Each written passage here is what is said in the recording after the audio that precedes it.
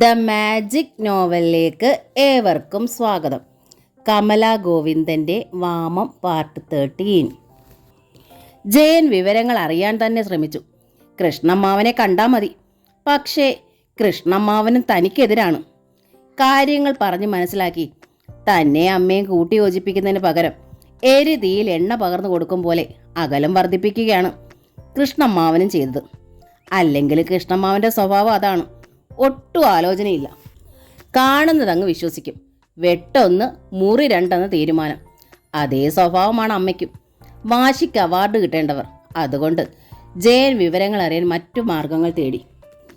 ശോഭയുടെ അച്ഛനെ തന്നെ കണ്ടുപിടിച്ചു. രാഘവൻ നായർക്ക് ഒരു ചെറിയ തയ്യക്കടയുണ്ട്. അമ്പലമുക്കിൽ നിന്ന് ഒരു ഫർലോങ് അകലെ. ധാരാളം തയ്യലുകൾ കിട്ടിയിരുന്നു ഒരു കാലത്ത്. ഇപ്പോൾ ഫാഷൻ്റെ അതിപ്രസരം വന്നതോടെയുള്ള അങ്ങനെയുള്ള തയ്യലുകൾ വശമില്ലാത്ത രാഘവൻ നായർക്ക് തയ്യലുകൾ കുറഞ്ഞു. എന്നാലും പ്രായമായവർക്ക് വേണ്ടിയുള്ള തയ്യൽ കിട്ടുന്നുണ്ട്. അവരിൽ രാഘവൻ നായർ തയ്ച്ചാലേ ശരിയാകൂ എന്ന് വിശ്വസിക്കുന്നവരുമുണ്ട്. സന്ധ്യയ്ക്ക് ജയൻ സ്കൂട്ടർ കടയ്ക്ക് മുമ്പിൽ വെച്ച് കടന്നു ചെന്നു. രാഘവൻ നായർ സന്തോഷത്തോടെ സ്വീകരിച്ചു. ആരിത്? ജയനോ? എന്തുണ്ട് വിശേഷങ്ങൾ? രാജിയുടെ വിവാഹമൊക്കെ അടുത്തല്ലോ അല്ലയോ? ഉവ്, കടയിൽ 1-2 പേരുണ്ട്. ജയൻ അവരെ ഒന്ന് നോക്കി. രാഘവൻ നായർക്ക് എന്തോ കാര്യം പിടികിട്ടി. ആ കൈമളെ, ഇത് അടിച്ചു തീരാൻ താമസിക്കും. കൈമൾ നാളെ രാവിലെ ഇറങ്ങും. ഇന്നിപ്പോൾ സന്ധ്യയായില്ലേ? രാഘവൻ നായർ പറഞ്ഞു. എന്നാൽ അങ്ങനെയാകട്ടെ നായരെ. കൈമൾ എണീറ്റു. വൃദ്ധനാണ്. ആ വഴിക്ക് തന്നെയാണ് അടുത്ത ആളും, കുട്ടൻ. അങ്ങേരുടെ കെട്ടികളുടെ ബ്ലൗസാണ് വേണ്ടത്. നാളെ ഒരു 4 മണിക്ക് വന്നോളൂ കുട്ടാ, റെഡിയാക്കിയേക്കാം. ഇന്ന് കിട്ടുമെന്ന് പറഞ്ഞ രാഘവൻ ചേട്ടാ അവളിരിക്കുന്നത്. നാളെ ഉച്ചയ്ക്ക് മുമ്പ് അവൾക്ക് അവളുടെ വീട്ടിൽ പോകാനാ. ഓ, എന്നാൽ രാവിലെ എങ്ങ് പോര്. ഇത് തീർത്തട്ടെ ഞാൻ ഇന്ന് പോകും. പോരെ? അത് മതി. കുട്ടനും കൈമളും യാത്രയായി. രാഘവൻ നായർ ജയന് നേരെ തിരിഞ്ഞു. എന്താ ജയ? എന്തോ പറയാനുള്ളതുപോലെ തോന്നി. അതാ ഞാനവരെ പറഞ്ഞു വിട്ടത്. ഉവ്, പറയാനുണ്ട്. ഒരു കാര്യം ചോദിക്കാനായിരുന്നു. ജയനൊന്ന് പരിങ്ങി. മുഖം വല്ലാതായി. കല്യാണാവശ്യം പ്രമാണിച്ച് വല്ല പണത്തിനുമാണോ ജയ? എന്തായാലും മടിക്കണ്ട. നമ്മളൊക്കെ മനുഷ്യരല്ലേ. ആവശ്യങ്ങൾ തീർന്നിട്ട് കാര്യമുണ്ടോ?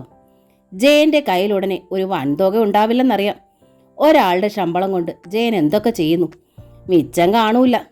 ഞാനും ഇത്തിരി വിഷമത്തില, അറിയാലോ. ശോഭയുടെ വിവാഹം കഴിഞ്ഞതല്ലേ ഉള്ളൂ. എന്നാലും സാരമില്ല. എവിടുന്നെങ്കിലും മറിച്ച് തരികെങ്കിലും ആകാം. ആട്ടെ, ജയൻ എത്രയാ വേണ്ടുന്നത്? ചേട്ടാ, ജയൻ ആകെ വിഷമത്തിലായി. ഞാൻ വന്നത് പണത്തിനല്ല. പിന്നെ എനിക്ക് ചില വിവരങ്ങൾ അറിയണമായിരുന്നു. വീട്ടിലെ എന്തു കാര്യം? രാഘവൻ നായർ അവനെ നോക്കി. വിഷമത്തോടെ അവൻ കാര്യം പറഞ്ഞു. രാഘവൻ നായർ കണ്ണു മിഴിച്ചുപോയി. അപ്പോൾ ഒന്നും ജയനും ഭാര്യ അറിഞ്ഞിട്ടില്ല. കൊള്ളാമല്ലോ ആ തള്ള. രാഘവൻ നായർ അമ്പരപ്പോടെ തുടർന്നു. ആലോചനയും തീരുമാനവും നിശ്ചയവും ഒക്കെ അവിടെ അമ്മാവൻ്റെ വീട്ടിൽ വെച്ചല്ലായിരുന്നോ? ജയനും ഉൾപ്പെടെയാണെന്നായിരുന്നു ഞാൻ ധരിച്ചത്. ഓഹോ, അപ്പോൾ അങ്ങനെയാണല്ലേ. കൊള്ളാം, ഭാരതിയുടെ ധൈര്യം കൊള്ളാം. സുഹൃത്ത പറഞ്ഞത് എത്ര ശരി. ജയൻ ഓർത്തു. ഈ നാട്ടുകാരുടെ മുഴുവൻ ധാരണ അതാണ്. കേട്ടോ ജയൻ, ഞാനിതൊന്നും കിഴിച്ച് ചോദിക്കാൻ പോയിട്ടില്ല. ആ കുട്ടിയുടെ വിവാഹം നിശ്ചയിച്ചു. ചെറുക്കൻ മിടുക്കനാണ്. ഇലക്ട്രിസിറ്റി ബോർഡിൽ ഉദ്യോഗസ്ഥനാണ് എന്നൊക്കെ അറിഞ്ഞു. സുഭദ്ര പറഞ്ഞതാണ്. നടക്കട്ടെ എന്നും കരുതി. മറ്റു വിശദവിവരം ഒന്നും അറിഞ്ഞിട്ടില്ല സത്യമായിട്ടും. ജയൻ ഒരു കാര്യം ചെയ്തോളൂ. ഒരു 4 ദിവസം കഴിഞ്ഞ് ഇറങ്ങും. വിശദവിവരം ഞാൻ അന്വേഷിച്ചിട്ട് അറിയിക്കാം. എന്നിട്ട് പറയാം, പോരെ? ജയൻ പോന്നു. കൃത്യം 4-ാം ദിവസം അക്ഷമയോടെ ചെല്ലുകയും ചെയ്തു. കേട്ടോ ജയൻ, ഇലക്ട്രിസിറ്റി ബോർഡിൽ ക്ലർക്കാണ് പയ്യൻ. പേര് രവീന്ദ്രൻ. വീട് ചേലാർ കടവിൽ. വീട്ടിൽ അപ്പനും അമ്മയും ഒക്കെയുണ്ട്. ആകെ 8 മക്കൾ. 5 ആണും 3 പെണ്ണും. ആൺമക്കളിൽ 2ാമനാണ് രവീന്ദ്രൻ. പെൺമക്കളിൽ ഒരു കുട്ടിയുടെ വിവാഹം നടന്നു. 8 മക്കളുള്ള വീട്ടിലേക്ക് രാജി ചെല്ലുക. ജയൻ ഓർത്തു. സുഗുവിൻ്റെ ആലോചനയായിരുന്നെങ്കിൽ ഒരു ക്ലർക്കിനേക്കാൾ ഇരട്ടിയിലധികം ശമ്പളം ട്രാൻസ്പോർട്ടിൽ ആയതിനാൽ മറ്റെന്തെല്ലാം ആനുകൂല്യങ്ങൾ വേറെ. സ്വന്തമായൊരു വീട്, മറ്റു പ്രശ്നങ്ങളോ ബാധ്യതകളോ ഒന്നുമില്ലാത്ത ബന്ധമായിരുന്നു അത്. രാജിക്ക് എന്തുകൊണ്ട് സുഖമായിരുന്നു അത്. ലാളന മാത്രം അനുഭവിച്ച് വളർന്നു ഒരു ചുമതലയിൽ ശ്രദ്ധിച്ചിട്ടില്ലാത്ത അവൾക്ക് ആ വലിയ കുടുംബത്തിൽ ചെന്നാൽ യോജിക്കാൻ കഴിയുമോ? സ്ത്രീധനമൊക്കെ? ജയൻ ചോദിച്ചു. അവനാകെ ലജ്ജയും സങ്കടവും ഉണ്ടായി. സ്വന്തം പെങ്ങളുടെ വിവാഹകാര്യം അന്യരിൽ നിന്ന് അറിയേണ്ടി വരുന്ന ഗതികേട്.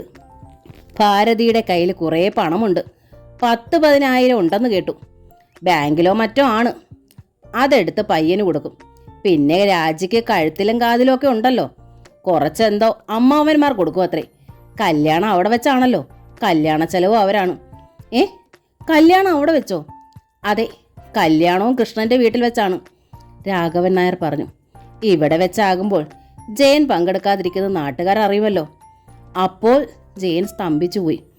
എൻ്റെ അറിവ് ശരിയാണെങ്കിൽ വിവാഹവും ജയനെ പങ്കെടുപ്പിച്ചുകൊണ്ടായിരിക്കില്ല.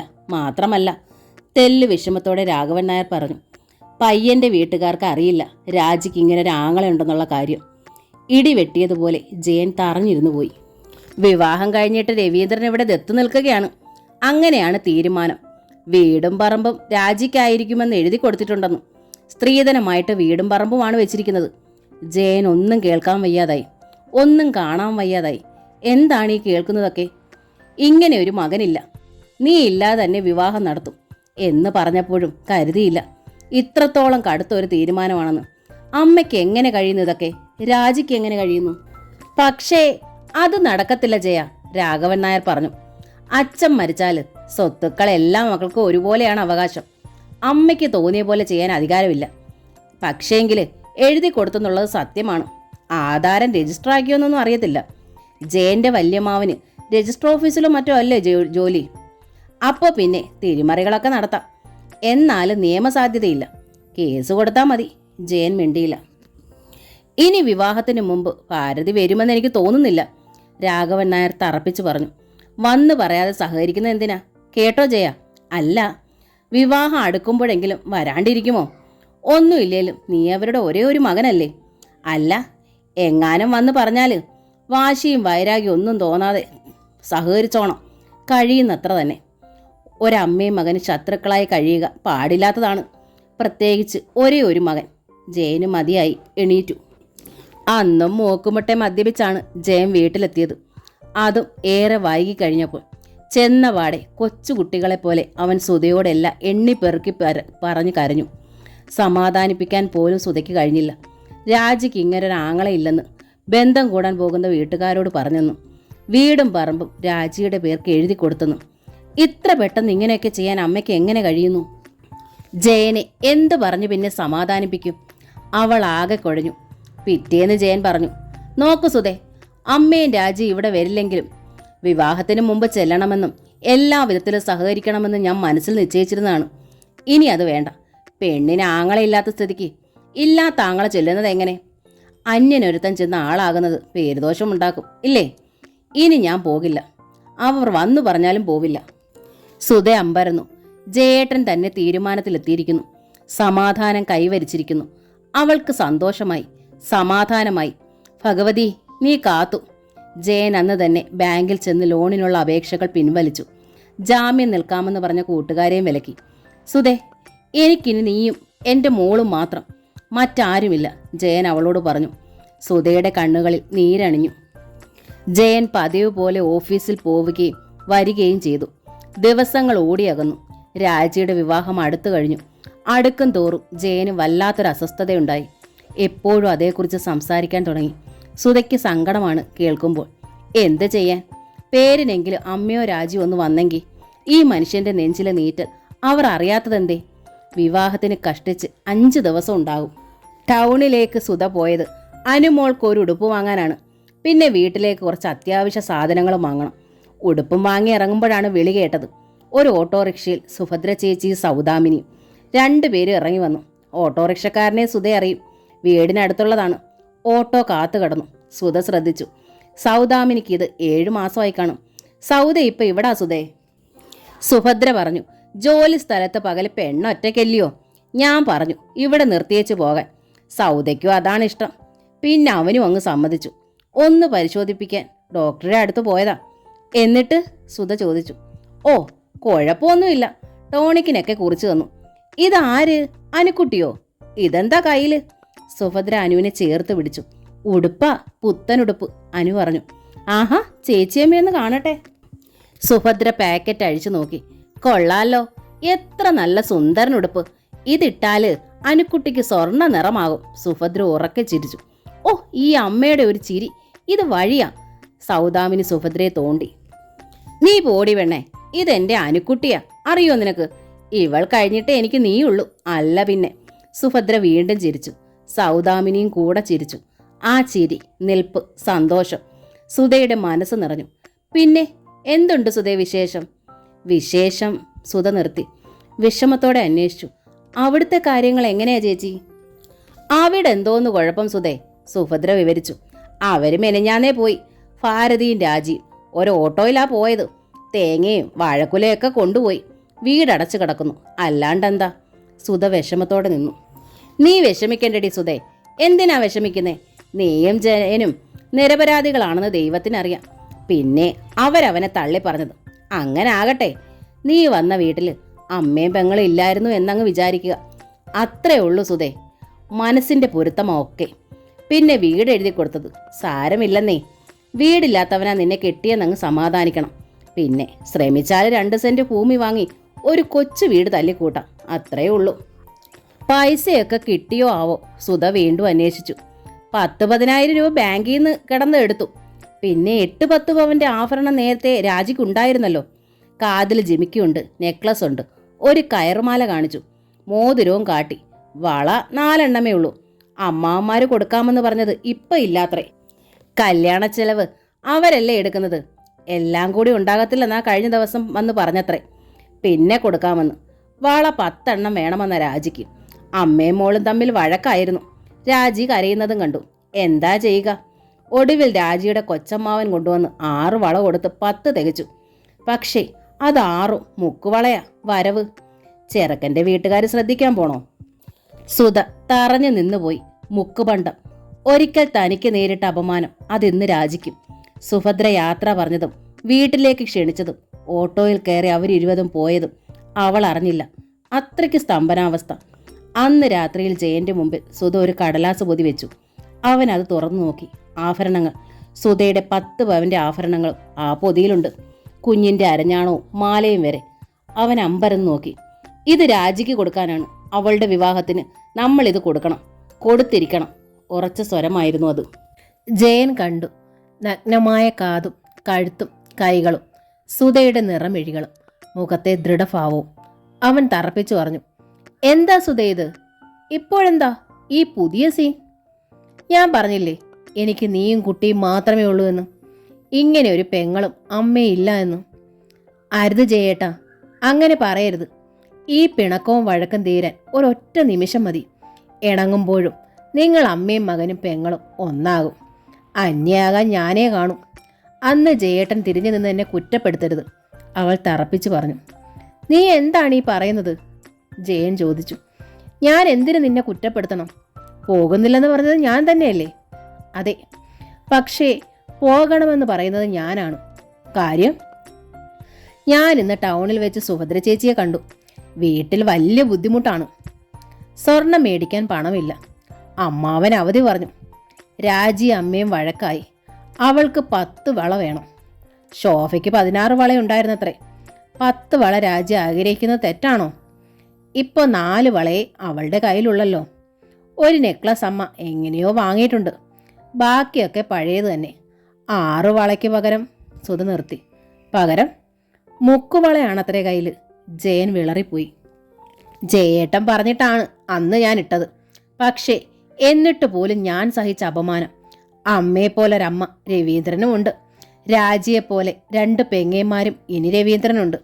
ഞാൻ അനുഭവിച്ച സങ്കടം രാജിക്കെങ്കിലും ഉണ്ടാകരുത്. ഇത് അവൾക്ക് കൊടുക്കണം. ജയൻ ആലോചിക്കുകയായിരുന്നു. സുധയുടെ അനുജത്തി സുമയുടെ വിവാഹത്തിന് 8 പവന്റെ ആഭരണമാണ് സുമയ്ക്ക് കൊണ്ടായിരുന്നത്. 2 വള ഊരി കൊടുക്കാൻ താൻ പറഞ്ഞതാണ്. ഇല്ല, എനിക്ക് അച്ഛൻ തന്നതാണിത്, ഇത് ഞാൻ കൊടുക്കില്ല എന്ന് തന്നെ അവൾ പറഞ്ഞു. സുമയുടെ വിവാഹത്തിന് 1 പവൻ വാങ്ങാനുള്ള പണം താൻ വേറെ ഉണ്ടാക്കി കൊടുക്കുകയായിരുന്നു. പക്ഷേ ഇതാ രാജിക്ക് വേണ്ടി മുഴുവൻ ഊരി തന്നിരിക്കുന്നു. ഇത് ഒരുക്കി പണിയാനുള്ള സമയം ഇനിയില്ല. കടയിൽ കൊടുത്തു മാറണം. 10 വളയാണ് അവൾ ആഗ്രഹിച്ചത്. ഇത് മുഴുവൻ കൊടുത്തു മാറിയാൽ 12 വള കിട്ടും. മൊത്തം 16. ശോഭയ്ക്കുള്ളതുപോലെ. രാജി ശോഭയേക്കാൾ താഴണ്ട. മാത്രമല്ല ജയേട്ടൻ ഇത്രയെങ്കിലും ചെയ്തിരിക്കണം. ലോണിന്റെ അപേക്ഷയൊക്കെ മടക്കി വാങ്ങിയത് എനിക്കറിയാം. തൽക്കാലം ഇതാണ് വഴി. അപ്പോൾ നിനക്ക്? അത് സാരമില്ല. അല്ലെങ്കിൽ ഇനി ഈ ലോണിനുള്ള ആപ്ലിക്കേഷൻ വെക്കണം. അത് കിട്ടിയിട്ട് എനിക്ക് കഴുത്തിലും കാതിലും ഇടാനുള്ളത് വാങ്ങി തന്നാ മതി, പോരെ? അവൾ ചിരിച്ചു കാട്ടി. ചിരിച്ചപ്പോൾ അവളുടെ കണ്ണുകൾ തുളുമ്പി. നിന്റെ കഴുത്തിലും കാതിലും ഇടാൻ ലോൺ എടുക്കുന്നവരെ കാത്തു നിൽക്കണ്ട. ജയൻ തന്നെ ആ പൊതിയിൽ നിന്ന് ജിമിക്ക് എടുത്തവളുടെ കാതിലിട്ടു. താലി ചെയിനും എടുത്തിട്ടു. കൈയിന്മേൽ 2 വളയും വിരലിൽ ഒരു മോതിരവും. അനുവിന്റെ കഴുത്തിലും മാലയിട്ടു. അനുവിന്റെ അരഞ്ഞാണവും സുധയുടെ നെക്ലസും ബാക്കി വളകളും എടുത്ത് കയ്യിൽ വെച്ചു. അത് തികയില്ല ജയേട്ടാ. കുറച്ച് പണം ഞാൻ ശ്രമിച്ചാൽ ഉണ്ടാകും സുധേ, ജയൻ താല്പര്യത്തോടെ പറഞ്ഞു. അവൾ 10 ആഗ്രഹിച്ചുള്ളൂ, അത് മതി. ആഗ്രഹത്തെ മറികടക്കണ്ട. ശോഭയെ താരതമ്യപ്പെടുത്തി രാജി ജീവിക്കണ്ട. ശോഭയ്ക്ക് അച്ഛനുണ്ട്, രാജിക്ക് അച്ഛനില്ല. സുധ മിണ്ടിയില്ല. പക്ഷേ ഇത് കൊണ്ടു ചെല്ലേണ്ടത് കൃഷ്ണനമ്മാവന്റെ വീട്ടിലാണ്, ജയൻ പറഞ്ഞു. എവിടെയും ആകട്ടെ ജയേട്ടാ, ഇനിയിപ്പോൾ ഒക്കെ പറഞ്ഞിട്ട് എന്താ കാര്യം? അവൾ ചോദിച്ചു. നാളെ ഞാനത് ശ്രമിക്കട്ടെ, പണം ഉണ്ടാക്കാമോന്നു. നാളെ കഴിഞ്ഞ് നമുക്ക് പോകാം, റെഡിയായിക്കോളൂ. ഞാനും കൂടെയോ? സുധയ്ക്ക് വിമ്മിട്ടമായി. എന്താ, നീ പോരുന്നില്ലേ? പോരണമെന്ന ആശയുണ്ട്, പിന്നെന്താ? എന്നെ കണ്ടാൽ അന്യ വീടാണെന്നൊന്നും അമ്മ കരുതൂല, ബഹളമുണ്ടാക്കും. ചിലപ്പോൾ കൊണ്ടുപോകുന്നതൊക്കെ വലിച്ചെറിയുമായിരിക്കും. എറിഞ്ഞാൽ അതും എടുത്തോണ്ടിഞ്ഞു പോരും, അത്ര തന്നെ. സുധ എതിർത്തില്ല. 3-ാം ദിവസം അവൾ തയ്യാറായി. അനുവിനെ അണിയിച്ചൊരുക്കി. കടയിൽ ചെന്ന് സുധയുടെ സ്വർണവും ബാക്കി രൂപയും കൊടുത്ത് 6 വള വാങ്ങി. വിവാഹ പന്തലിൽ ഉടുത്തിറങ്ങാൻ അതിമനോഹരമായൊരു സാരി വാങ്ങി. 1500 രൂപ. കുറേ മറ്റു വസ്ത്രങ്ങളും. ഓണത്തിന് മേടിച്ച ഡ്രസ്സുകളും ഒപ്പം ഉണ്ടായിരുന്നു.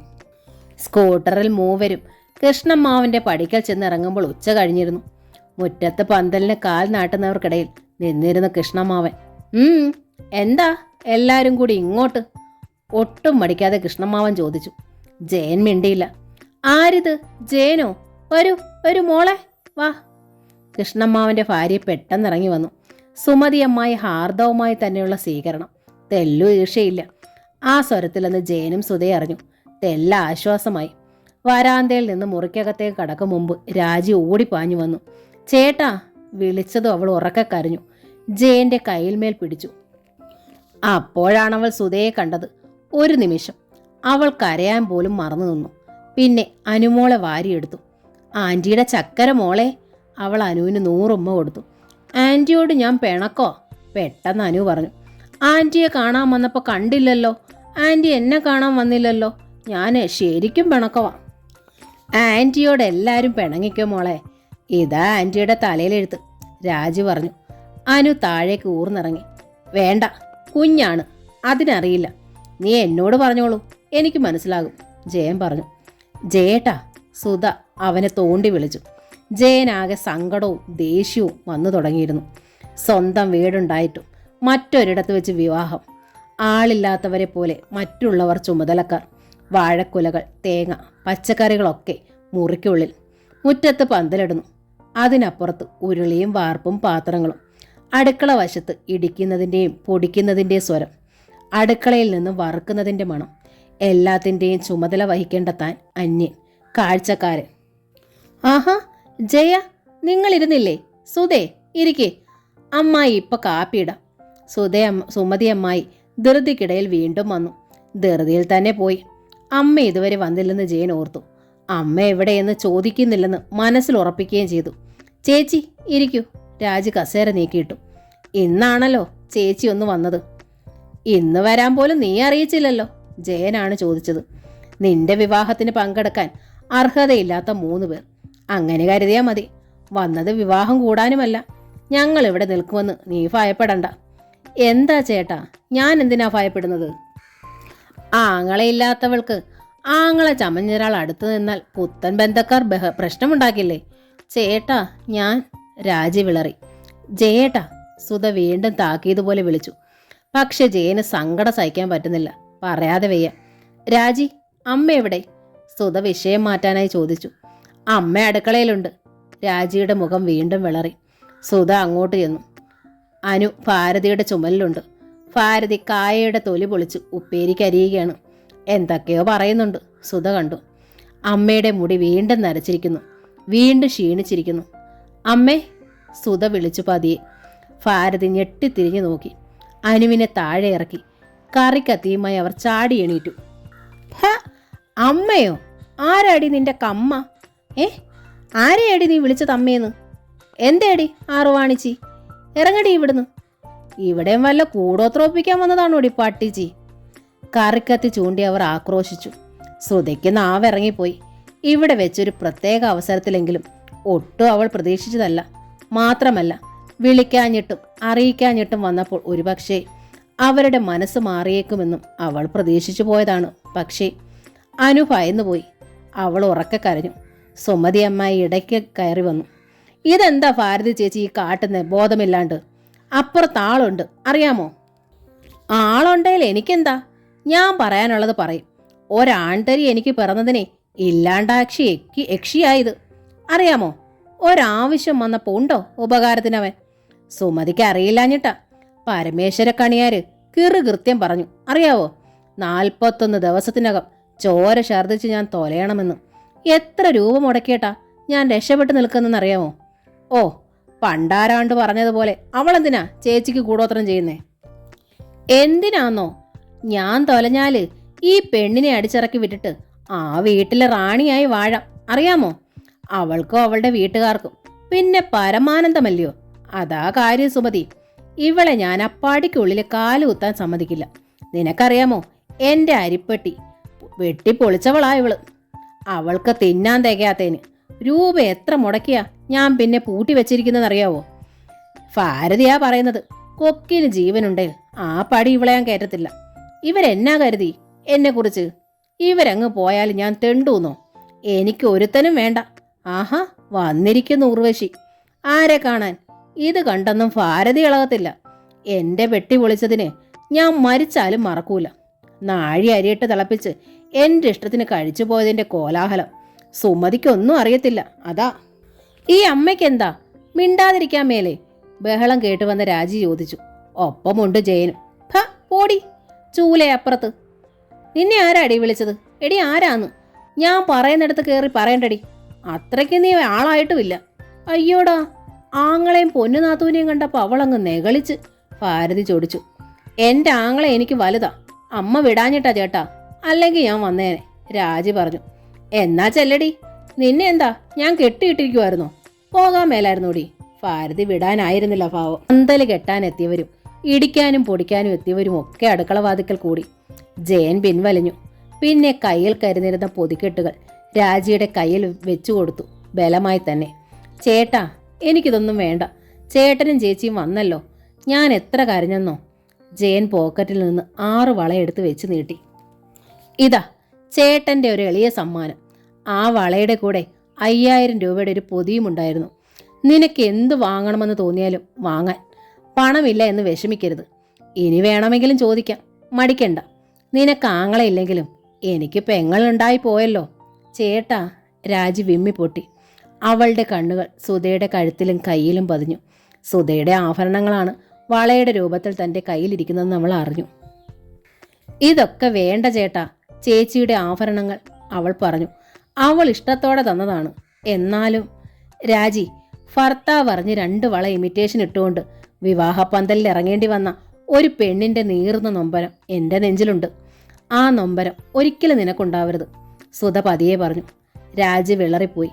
അവൾ തൻ്റെ കയ്യിൽ കിടക്കുന്ന ഇമിറ്റേഷൻ വളകളിലേക്ക് നോക്കി, വല്ലാത്ത കുറ്റബോധത്തോടെ. ചേച്ചി, ഞാൻ... രാജിക്ക് വാക്കുകൾ കിട്ടിയില്ല. പെട്ടെന്നാണ് ഭാരതി അടുക്കളയിൽ നിന്ന് മുറിയിലേക്ക് ചാടിയത്. കയ്യിലുള്ളതെല്ലാം തട്ടിത്തെറിപ്പിച്ച് കളയുകയായിരുന്നു ആ വരവിൻ്റെ ഉദ്ദേശം. ജയൻ അത് കണ്ടു. നിൽക്കോ, അവൻ അലറി. ഭാരതി ഞെട്ടിപ്പോയി. തൊട്ടുപോകരുത് ഈ സാധനങ്ങൾ, അവൻ വിരൽ ചൂണ്ടി. ഭാരതി നിന്നു. ഇത് ഞാൻ എൻ്റെ പെങ്ങൾക്ക് കൊടുത്തതാണ്, പെങ്ങൾക്ക് മാത്രം. എടാ, ഭാരതി ഉറക്കെ വിളിച്ചു. മിണ്ടരുത്, അവൻ ചുണ്ടിൽ വിരൽ ചേർത്തു. ഭാരതി വീണ്ടും തറഞ്ഞു നിന്നു. ഈ സാധനങ്ങളിൽ തൊടാൻ മറ്റൊരാൾക്കും അവകാശമില്ല. ഇതിൽ വളകളുണ്ട്, ഡ്രസ്സുകളുണ്ട്, രൂപയുണ്ട്, എല്ലാം എൻ്റെ പെങ്ങൾക്ക്. അവൾക്ക് അതൊന്നും വേണ്ടെങ്കിൽ അവൾക്കത് കത്തിച്ചു കളയാം, ആറ്റിലെറിയാം. അതവൾ മാത്രം ചെയ്യേണ്ടുന്ന കാര്യം. മറ്റാർക്കും അതിന് അവകാശമില്ല, ആർക്കും. പറഞ്ഞതും ജയൻ അനുവിനെ എടുത്ത് ചുമലിൽ വെച്ചു. സുധയുടെ കൈ പിടിച്ച് മുറിയിൽ നിന്നിറങ്ങി. ചേട്ടാ, രാജി കരഞ്ഞുകൊണ്ട് വിളിച്ചു. ഭാരതി ഒരു സ്തംഭനാവസ്ഥയിലാണ്. ചേട്ടൻ പോകുവാണോ ചേട്ടാ? പോകല്ലേ, ജയൻ തിരിഞ്ഞു നിന്നു. നീ അറിയിച്ചിട്ടല്ലല്ലോ ഞങ്ങൾ വന്നത്.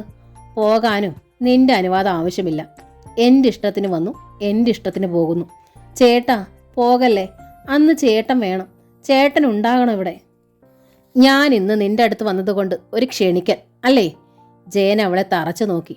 നിന്റെ വിവാഹത്തിന് അതിൻ്റെ നടത്തിപ്പുകാരനായി വേഷം അണിയാനാണ് ഞാൻ കൊതിച്ചത്. പക്ഷേ ഒരു കാഴ്ചക്കാരൻ്റെ വേഷം വയ്യ മോളെ.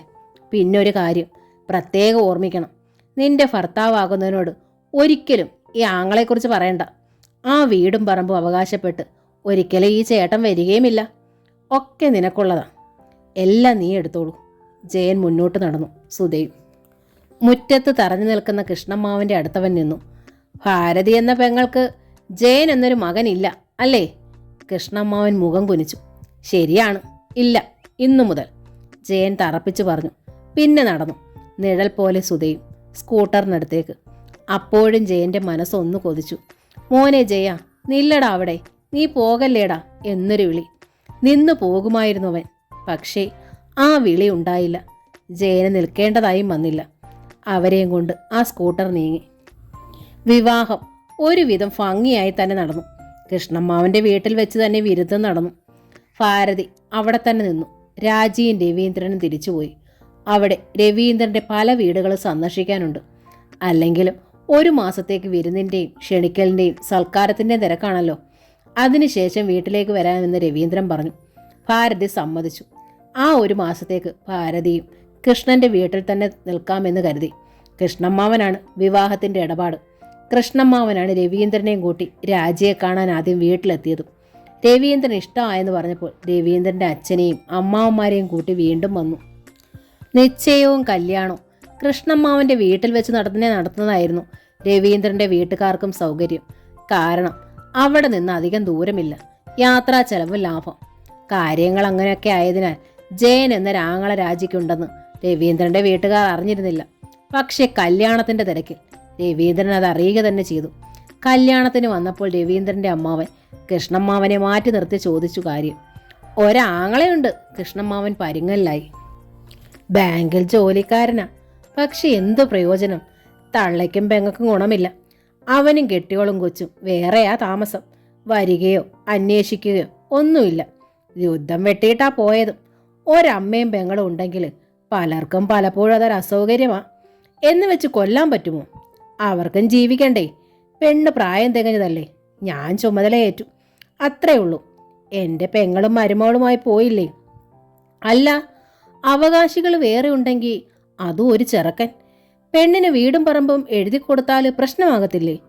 അവകാശികൾ വേറെ ഇല്ലെന്നൊക്കെ പറഞ്ഞിട്ട് എന്തോന്ന് പ്രശ്നം? മകനെ പോലെ തന്നെ അവകാശം മകൾക്കുമുണ്ട്.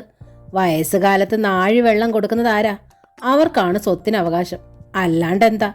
ഭാരതി എൻ്റെ പെങ്ങളായിട്ട് പറയുകയല്ല. നല്ല കാര്യപ്രാപ്തിയാ അവൾക്ക്. ചെറുപ്പത്തിൽ കെട്ടിയോൻ ചത്തു. ഈ 2 പിള്ളേരെ അവൾ വളർത്തി. ദേണ്ടിപ്പം ആ ചെറുക്കന് പിണങ്ങിപ്പോയി. പക്ഷേ അവൾ പെണ്ണിൻ്റെ കല്യാണം നടത്തി. അത്ര തന്നെ. ഉണ്ടെങ്കിലും ഇല്ലാത്തതിന് സമം അവൻ. ആ ചെറുക്കൻ കല്യാണത്തിന് സഹകരിക്കുന്നില്ലേ? കൃഷ്ണൻ വീണ്ടും പരിങ്ങലിലായി. ഓ, സഹകരിച്ചു, വിവരമില്ലാത്തവൻ. അറിയിച്ചില്ലേ? അറിയിക്കാണ്ടിരിക്കുമോ? ഇത് കൊള്ളാം. പക്ഷേ അറിയിച്ചാൽ അവൻ വരുമോ? നല്ല നേരായി. കൃഷ്ണൻ എങ്ങും തൊടാതെ പറഞ്ഞു. കൃഷ്ണമ്മാവന് ആശ്വാസമായി. തൽക്കാലം രക്ഷപ്പെട്ടല്ലോ. ആങ്ങളെയുണ്ടെങ്കിൽ അവനെ കൂടി കൊണ്ടുവന്നിട്ട് മതി കല്യാണമെന്നങ്ങാൻ അയാൾ പറഞ്ഞു കളയുമോന്നായിരുന്നു കൃഷ്ണമ്മാവൻ്റെ ഭയം. ആദ്യ രാത്രിയിൽ തന്നെ രവീന്ദ്രനും രാജിയോട് ആങ്ങളെക്കുറിച്ച് ചോദിച്ചു. രാജിക്കും പരിങ്ങലായി. വഴക്ക് പിടിച്ച് വേറെ താമസിക്കുകയാണെന്നും ആള് സഹകരിക്കുന്നില്ലെന്നും പറഞ്ഞാൽ മനസ്സിലാക്കാം. പക്ഷേ അങ്ങനെ ഒരാളില്ലെന്ന് പറഞ്ഞാലോ? രവീന്ദ്രൻ ചോദിച്ചു. അതിപ്പോ രാജി വിഷമിച്ചു. ആദ്യ രാത്രിയിൽ തന്നെ ചോദിക്കാൻ കിട്ടിയൊരു ചോദ്യം. അതും രാജിയോട് അവൾ വിയർത്തൊലിക്കുകയാണ്. ഒരുവിധം പറഞ്ഞൊപ്പിച്ചു. അമ്മയും ചേട്ടനും തമ്മിൽ വഴക്കായിരുന്നു. എന്നെ അമ്മയും തനിച്ചാക്കി താമസം മാറ്റി. രവീന്ദ്രൻ പിന്നീട് ആ വിഷയത്തെപ്പറ്റി സംസാരിച്ചില്ല. പക്ഷേ ആ വിഷയം ആ വീട്ടിലെല്ലാവരും അറിഞ്ഞു മൂക്കത്ത് കൈവച്ചു. രാജിക്ക് നെഞ്ചു വിങ്ങുന്ന വേദനയായി. എല്ലാവരുടെയും ചോദ്യത്തിന് സമാധാനം പറയണം. മാത്രമല്ല രാജിക്ക് അടുക്കള പണിയൊന്നും വശമില്ലെന്ന് അവർ കണ്ടുപിടിച്ചു. രാജിയുടെ അമ്മ വെച്ചു വിളമ്പി ഊട്ടിത്തരികയായിരുന്നോ പതിവ്? രവീന്ദ്രൻ്റെ അമ്മ നാരായണി ചോദിച്ചു ചിരിയോടെ. രാജിക്ക് കരച്ചിൽ വന്നു. എത്രയും വേഗം ആ വീട്ടിൽ നിന്ന് രക്ഷപ്പെടാൻ കൊതിച്ചു. അല്ലെങ്കിൽ തന്നെ നിറയെ ആളുകളുള്ള വീട്. രാജി അധികം ആൾക്കാരില്ലാത്ത വീട്ടിൽ നിന്നും സ്വന്തം ഇഷ്ടത്തിനനുസരിച്ച് ജീവിച്ചതല്ലേ. ഇവിടെ രവീന്ദ്രന്റെ ചേട്ടനും ഭാര്യയും കുട്ടികളും, 2 അനിയന്മാർ, അച്ഛനും അമ്മയും, ഇടയ്ക്കിടെ വരുന്ന കെട്ടിച്ചു വിട്ട ചേച്ചിമാർ, ആകെ കൂടി വലിയ കുടുംബം. രവീന്ദ്രന് ആലോചനകൾ വരാൻ തുടങ്ങിയിട്ട് കുറേ നാളായി. ലേശം കുടിയുണ്ടവന്. ആൺമക്കൾ ചീത്തയായി പോകാൻ എളുപ്പമാണ്. തന്തയും തള്ളയും പറഞ്ഞാൽ അനുസരിക്കണമെന്ന് എല്ലാവർക്കും നിർബന്ധമില്ലല്ലോ. അങ്ങനെ ഇരിക്കുമ്പോഴാണ് ഈ ആലോചന വന്നതും ദത്ത് നിൽക്കൽ പ്രസ്ഥാനം ഉന്നയിച്ചതും രാമൻ നായരും നാരായണയും പെട്ടെന്ന് സമ്മതിച്ചതും അവനെ നന്നാക്കാൻ ഒരുത്തി വേണം. മാത്രമല്ല, ഒരു വീട് വെക്കുന്ന ഭാരം രണ്ടാമനെങ്കിലും ഒഴിവായതല്ലോ, തരക്കേടില്ല. കല്യാണം കഴിഞ്ഞ ഒരാഴ്ച കഴിഞ്ഞപ്പോൾ രാജിയെയും കൂടി കൂട്ടി നിർത്തി നാരായണി പറഞ്ഞു, കേട്ടോ രവീന്ദ്ര, അച്ചി വീട്ടിൽ താമസിക്കാൻ പോകുന്നതൊക്കെ കൊള്ളാം. പക്ഷേ ഇവിടെ നിന്റെ തന്തയും തള്ളയും കൂടപ്പറപ്പുകളും ഉണ്ടെന്നും എല്ലാവർക്കും വായും വയറും ഉണ്ടെന്നും ഓർക്കണം. പിന്നെ സുമിത്രയുടെ കാര്യം വല്ലതും ഉറപ്പിച്ചാൽ നീ വേണം അത് നടത്താനും. ഇതൊക്കെ ഇപ്പം അമ്മ പറഞ്ഞിട്ട് വേണോ അറിയാൻ? രവീന്ദ്രൻ ചോദിച്ചു. എൻ്റെ കയ്യിലുള്ളതിൻ്റെ വശം പോലെ ഞാൻ തരും, അതുപോരെ? അങ്ങനെ പറഞ്ഞാൽ പോരാ കേട്ടോ രാജി, നീ കൂടെ അറിയണം. സുമിത്രയുടെ കല്യാണം ഉറപ്പിച്ചാൽ നിങ്ങൾ വിചാരിച്ചാലേ അത് നടക്കൂ. ഇവിടെ ഒരാൾ തുഴഞ്ഞാൽ 5-8 വാ പൊത്തണ്ടേ. 2-3 എണ്ണം കോളേജിലും പോന്നു. എല്ലാം നടക്കണ്ടേ? നാരായണ കാര്യമായി പറഞ്ഞു. രാജി തലകുലുക്കി. ആ പറഞ്ഞത് വീട്ടു ചെലവൊക്കെ അച്ഛൻ നടത്തുന്നുണ്ടല്ലോ. പെങ്ങളുടെ കാര്യം ആങ്ങളമാര് തന്നെ നോക്കണം. രാജി അപ്പോഴും തലകുലുക്കി. നിന്റെ ആങ്ങള ശമ്പളക്കാരനാ, പക്ഷെ നിന്റെ കാര്യത്തിൽ കൈമലർത്തി കാണിച്ചതുപോലെ ആകരുതെന്ന് സാരം, നാരായണി ഊന്നി പറഞ്ഞു. രാജിയുടെ മുഖം ആകെ വിളറി. നിന്റെ അമ്മ പറഞ്ഞതുപോലെ പെണ്ണേയുള്ളൂ, ആൺമക്കളില്ലെന്ന് പറയാൻ എനിക്ക് നാവ് പൊങ്ങത്തില്ല. നിന്റെ അമ്മ കുറേ അതിശയപ്പെട്ട തള്ളയാ കേട്ടോ. ആകെ ഒരേ ഒരു ആൺതരിയല്ലേ ഉള്ളൂ. എത്ര ദ്രോഹിയാകട്ടെ, അങ്ങനെ ഒരുത്തില്ലെന്ന് പറഞ്ഞ ആ നാക്കേ. രാജിക്ക് തൊലി ഉരിയുന്ന ഭാവം. ആങ്ങളയില്ല എന്ന് പറഞ്ഞ ഒറ്റ കാരണം കൊണ്ട് തന്നെ രാജിക്ക് വീട്ടിൽ തലയുയർത്താൻ പറ്റാത്തായി. അങ്ങനെ 1 മാസം തള്ളി നീക്കണം. വീട്ടിലേക്ക് പോയാൽ പിന്നെ ഇങ്ങോട്ട് വരണ്ടല്ലോ. ആ ആശ്വാസമാണ് രാജിക്ക്. കൃഷ്ണമ്മാവനും സുമതി അമ്മായിയും കൂടെ രാജിയെ കാണാൻ രവീന്ദ്രന്റെ വീട്ടിലെത്തിയപ്പോഴും നാരായണി ഈ വിഷയം എടുത്തിട്ടു. 10 മാസം ചുമന്ന് പറ്റിയിട്ട് തള്ളയാണല്ലോ അവര്. അതിന് നിങ്ങളൊക്കെ കൂട്ടുനിന്നു. ഇത്തരം മനസ്ഥിതിയുള്ള തള്ളമാരെ പിന്നെ ഏതു മക്കളാ തിരിഞ്ഞു നോക്കുന്നത്? അതിപ്പോ അവനുള്ളതും ഇല്ലാത്തതും ഒരുപോലെയായിരുന്നു ചേട്ടത്തി, അതുകൊണ്ടങ്ങ് പറഞ്ഞു പോയതാ. കൃഷ്ണമ്മാവൻ പെങ്ങളെ ന്യായീകരിച്ചു. എന്ന് വെച്ച് അവനില്ലാന്നായില്ലല്ലോ, നാരായണി പറഞ്ഞു സംശയത്തോടെ. 10 ദിവസം കഴിഞ്ഞ് ചെറുക്കൻ കയറി വന്ന് ഇറങ്ങടാന്നെന്ന് എൻ്റെ ചെറുക്കനോട് പറഞ്ഞാലോ? ഹേയ്, അതൊന്നും നടപ്പില്ലാന്ന് രാജിയുടെ പേരിൽ എഴുതി വെച്ച് പോയില്ലേ. ഇനിയിപ്പോൾ ആരെങ്കിലും വന്ന് പറഞ്ഞാൽ രവീന്ദ്രൻ ഇറങ്ങുന്ന എന്തിനാ? കൃഷ്ണമ്മാവൻ തറപ്പിച്ചു പറഞ്ഞു. ആ പറയുന്നതെല്ലാം കൊള്ളാം. പ്രശ്നം വല്ല ഉണ്ടായാൽ നാരായണിയുടെ തനി നിറവും ഗുണവും കാണേണ്ടി വരും കേട്ടോ. സുമതിക്കാകെ ഈർഷ്യയായി. ആങ്ങളെയും പെങ്ങളും കൂടി ഒപ്പിച്ച പണി. നാണം കേട്ടിട്ട് ചെവിയും കണ്ണും തുറക്കണ്ട. ആ ഈർഷ്യ വീട്ടിൽ ചെന്നപാടെ സുമതി കൃഷ്ണമ്മാവൻ്റെ നേരെ തീർത്തു. ഒരു കോള്, ഒരു കല്യാണം, ബാക്കിയുള്ളവർക്ക് വന്ന കഷ്ടപ്പാട് വേറെ. എന്നിട്ടോ നാണം കെട്ടത് മിച്ചം. എന്നതാ സുമതി കാര്യം? ഭാരതി ഇടപെട്ടു. ഓ, ഇനിയിപ്പോൾ പറഞ്ഞിട്ട് എന്നാ കൃതം? ഈ നാട്ടുകാരോട് ഞാൻ സമാധാനം പറഞ്ഞു മടുത്തു. ഇനിയിപ്പോൾ ചെല്ലുന്നിടത്തൂടായി. ഇനി ഞാനില്ല സുഖാന്വേഷണത്തിന്. സുമതി പൊതുവെ ശാന്തശീലയാണ്, എന്നാലും ക്ഷമയ്ക്കൊരതിരില്ലേ. അതുകൊണ്ട് അവർക്ക് ദേഷ്യം അടക്കാൻ കഴിഞ്ഞില്ല. നിങ്ങൾ ആങ്ങളയ്ക്ക് മരുമകനുമില്ല, പെങ്ങക്ക് മകനുമില്ല. സമാധാനം പറയേണ്ടത് ഞാനും, സുമതി കലിപ്പോടെ പറഞ്ഞു. വരാത്തവൻ വരാണ്ടിരുന്നാ പോരെ? കല്യാണത്തിന് മുമ്പേ സ്കൂട്ടറിൽ അവൻ്റെ ഒരു എഴുന്നള്ളത്തും ഭാര്യയും കൊച്ചിനെ പ്രദർശിപ്പിച്ച് അതോടെ മുഴുവനായി. ഇതെൻ്റെ തറവാടാ, ഭാരതി ജ്വലിച്ചു. ഞാൻ ജനിച്ചു വളർന്ന വീട്. എൻ്റെ പെണ്ണിൻ്റെ കല്യാണം ഇവിടെ വെച്ച് നടത്തിയാനാണോ ഈ കോലാഹലമൊക്കെ? ഭാരതി കൃഷ്ണന്റെ നേരെ തിരിഞ്ഞു. നേരാണോ ചേട്ടാ? ഭാരതിയുടെ ശബ്ദം വല്ലാതെ ഉയർന്നു. എനിക്കിവിടെ അവകാശമൊന്നുമില്ലേ? നീ അടങ്ങ് ഭാരതി, കൃഷ്ണൻ ശാസിച്ചു. സുമതി മിണ്ടാതിരിക്കടി. ഞാൻ എത്രയെന്ന് പറഞ്ഞപ്പോഴത്തേക്ക് എഴുതാപ്പുറം വായിക്കുന്നോ? സുമതി ചോദിച്ചു. ഇവിടെ അവകാശമില്ലെന്നോ കല്യാണം നടത്തിയത് തെറ്റായിന്നോ ആരാ പറഞ്ഞത്? പിന്നെ നീ എന്താ പറഞ്ഞത്? നാട്ടുകാരോട് സമാധാനം പറഞ്ഞു മടുത്തെന്ന്. ഭാരതി അടങ്ങാനല്ല ഭാവം. 10 മാസം ചുമന്ന് പെറ്റു വളർത്തിയ ഒരു മകൻ നെട്ടനെ നിൽക്കുമ്പോൾ അങ്ങനെ ഒരു മകനില്ലെന്ന് പറഞ്ഞ് മകളുടെ കല്യാണം നടത്തിയില്ലേ? അക്കാര്യ പറഞ്ഞത്. മകനില്ലെന്ന് പറഞ്ഞെങ്കിലേ ഇല്ലാഞ്ഞിട്ട് തന്നെയാ. അങ്ങനെയാ ഇപ്പോഴും പറയുന്നത്. എനിക്കില്ലാത്ത ദണ്ഡം നിനക്കെന്താടി? ചുമ്മാതല്ല ചെറുക്കം പോയത്, ഇതല്ലേ സ്വഭാവം. സുമതി പറഞ്ഞുപോയി. എടി എടി, നീ അത്ര ഞെളിയണ്ട, എല്ലാ അവളെ എനിക്കറിയാം. ഭാരതി ചീറിയെടുത്തു. രാജിയുടെ വിവാഹം നടന്നത് അവിടെ വെച്ചാണെന്നോ അതിനുവേണ്ടി സുമതിക്ക് ധാരാളം കഷ്ടപ്പാടുണ്ടായി എന്നോ ഒക്കെ ഭാരതി വിസ്മരിച്ചു കളഞ്ഞു. നിങ്ങൾ എന്തോന്നറിഞ്ഞെന്നാ? സുമതിയും നേരിടാൻ തന്നെ ഉറച്ചു. കൃഷ്ണമ്മാവൻ തലയ്ക്ക് കൈ കൊടുത്തുപോയി. ശബ്ദം കേട്ട് ഭാരതിയുടെ മൂത്ത ആങ്ങളെയും ഭാര്യയും ഓടിയെത്തി. എല്ലാവരും കൂടി ഭാരതി ഉറക്കെ ചോദിച്ചു. എൻ്റെ തന്തയും തള്ളയും ചത്തുപോയി, കെട്ടിയോനും ചത്തുപോയി, ആരും ഒരു ആശ്രയിക്കാനില്ലാണ്ടായി. അതുകൊണ്ട് എല്ലാവരും എൻ്റെ മെക്കിട്ട് കയറുവാണല്ലേ? എല്ലാവരെയും എനിക്കറിയാം. എല്ലാവരും എന്നെ പറ്റിച്ചു. ഞാനൊന്നും മിണ്ടാത്തത് മനഃപൂർവ്വമാ കേട്ടോ, വേണ്ടാന്ന് വെച്ചിട്ടാ. നിന്നെ ആരാ പറ്റിച്ചത്? മൂത്ത ആങ്ങളെ ചോദിച്ചു. ഞാൻ ഈ തറവാട്ടിലുള്ളതല്ലേ, എനിക്കും ഇതിന്മേൽ അവകാശമുള്ളതല്ലയോ? എന്നിട്ട് എൻ്റെ പെണ്ണിന് 6 വള കൊടുക്കാൻ നിങ്ങൾ 2 ആങ്ങളമാർ വിചാരിച്ചിട്ട് നടന്നോ? കൊണ്ടുവന്നിട്ടിരിക്കുന്നു മുക്കുപണ്ടം. നാണമുണ്ടായിരുന്നോ നിങ്ങൾക്ക്? അച്ചിമാരുടെ പയ്യാരം കേട്ട് മരുമകളെ പറ്റിച്ചു. ഭാരതി, അനാവശ്യം പറയരുത്.